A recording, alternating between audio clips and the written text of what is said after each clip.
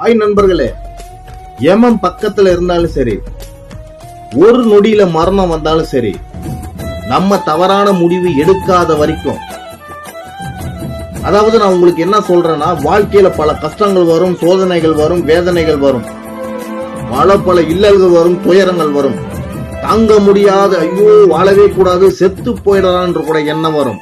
அந்த மாதிரி எண்ணம் வரும்போது எந்த ஒரு முடிவு எடுக்காதீங்க.